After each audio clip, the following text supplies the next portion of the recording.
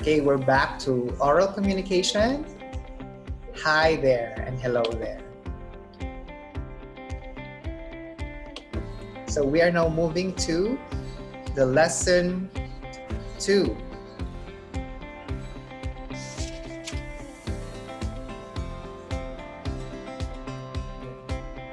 And moving on to lesson 3, which is the verbal and nonverbal techniques or intercultural communication.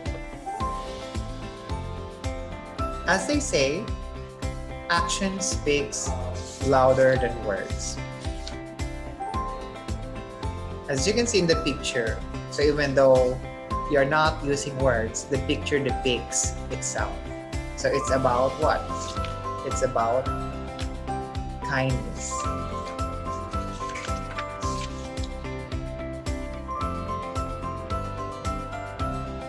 So if we will review our previous lessons, there are 5 elements of communication in the interaction model. So these are the sender, receiver, message, channel, and feedback.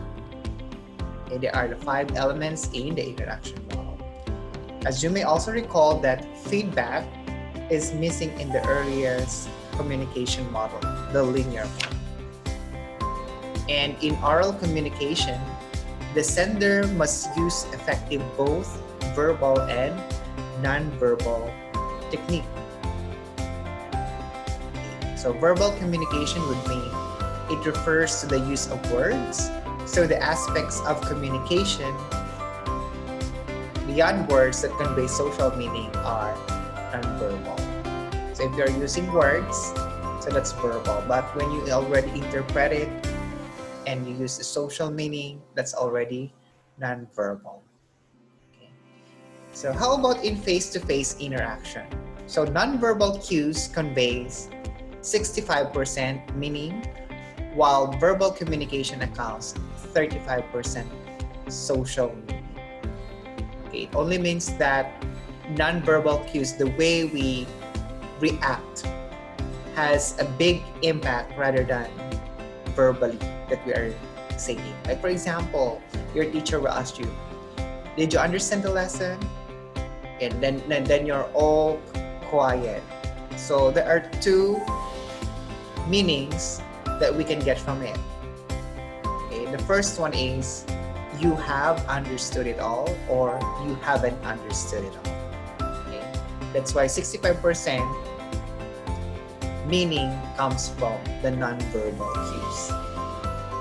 Nonverbal cues also are important, especially when emphasizing important points.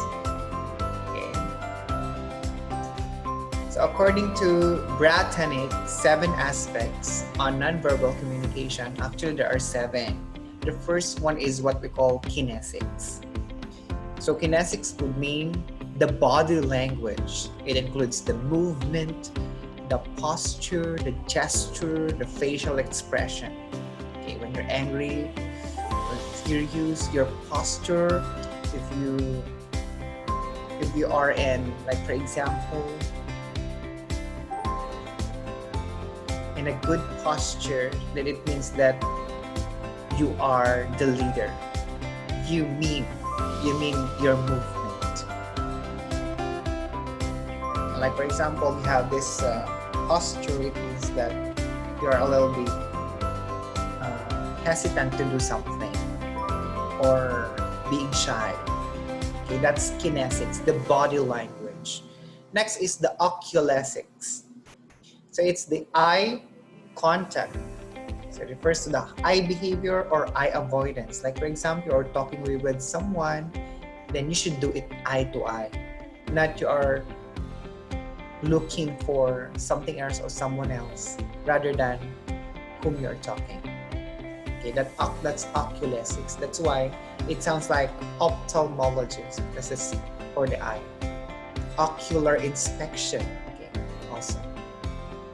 Next is the haptics or tasesics, which means the touching behavior. Okay. For example, they tap you on the shoulder. It means that they they go or they support you for the things that you're doing. And if they say,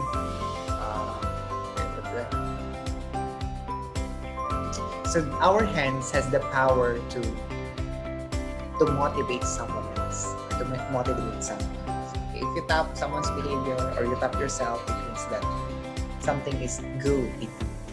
Okay? Next is proxemics. Proxemics would mean the personal space usage. Like for example, like today, we're experiencing pandemic, right? So if we are being apart with each other, it seems that we have a problem or there's a barrier. But this pandemic, so it's just okay to have social distance because that is according to the guidelines. But if it's a pandemic, then you're still apart, then there is something wrong with your relationship with each other. Next is chronemics. Okay, so it's the time. Like for example, there is time for everything actually. That is found in Ecclesiastes 3 verse 1. It's the time. Like for example, when it's hot, then you should not be sharing problems because it will add to the problem, of course. Next is the olfactics, okay, the sense of the smell. So olfactory nerves, these are your sense of the smell. Includes your nose and everything. For example, if you smell something bad, so of course you will be reacting to it.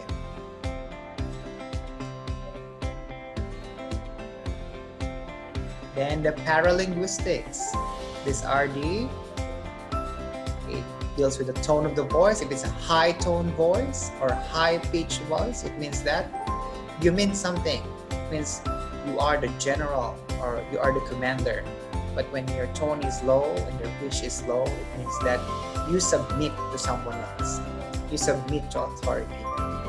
Include also the loudness of sound.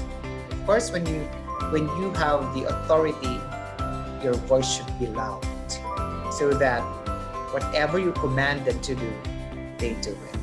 Okay? So they are the 7 aspects of nonverbal communication. We'll repeat. The kinesics, the body language, the oculesics, eye contact, the haptics or tasesics, the touching behavior, the proxemics or personal space, the chronemics, time, olfactics, sense of smell, the paralinguistics, the tone of voice, loudness, and pitch. Okay, we have also tips for intercultural communication. When you say intercultural, there is a mix of culture. It doesn't mean that you go with other races, no. So it's between you and other people. You have different cultures. The number 1 is speak clearly and use familiar words, whether in public speaking or conversation. It's very important that you know really what you're saying, especially when you use English language. Make it sure that the one whom you're talking to can also understand the English language. Okay. Second is use body language. So use hand gestures appropriately and move around the stage with purpose and do not overdo it. Like for example, when you're explaining, you use your hands like this and like that. So don't overdo it. But if you want to emphasize something, then you can use your hands or your fingers or your head. Next one, maintain eye-to-eye contact, but do not focus your eyes only to the same person. Okay, it means that if he or she is the only one whom you are focusing on, then it means that he or she is your favorite. So you should look around your audience. Next is beware with touch. Okay, touching behavior is generally limited to intimate relationships, but it varies across cultures. In many Middle Eastern and African countries, as well as Muslim countries such as Malaysia and Indonesia, greeting even among men, man to man, women to women, is with a hug. But for us, shake hands or pat each other's shoulder. But today, pandemic, so we cannot do that. So we do the, what do you call that? The high or the, like this, punch with each other. Next is keep social distance depending on the relationship and culture, because others' culture would not require you to keep close to them or keep closer to them. So they mean social distance. It means you respect them. Okay, you can just do bowing or shake hands like that. Next is respect the time of others. This is very important. Like for example, you have your own appointments later on. So you should be there at least 5 minutes or 10 minutes before the set date and time, so that later on they could also respect you of your time, and they also be giving you a chance to prove yourself that you are time conscious. Next is be sensitive to others by keeping yourself hygienic. What do you mean by that? So generally people easily notice bad breath and body odor that may turn them off to communicate with you or to interact with you comfortably. It means that you should be fresh always, like as if you are from the bath always. It means that you check your breath, if it's still okay, if it will not let your audience down, then that's good. So keep it up with the level of freshness. Then the last one will be learn to modulate your voice, whether in public speaking or in conversations. Okay. Learn to modulate means there are times that you need to lessen the volume of your voice or to do high pitch. It depends on your relationship with each other. Okay. Making sure that they understand you, who you are, and what you're talking about. Okay? So please don't forget to do your assigned task for your portfolio 1, which is found on page 23 and 24 of our textbook, Oral Communication in Context. What you learn. Okay, so the aspect of nonverbal communication, what to do and not to do, and include also the page 24, which is a follow-up questions in essay form. Okay, so have a good day and God bless everyone.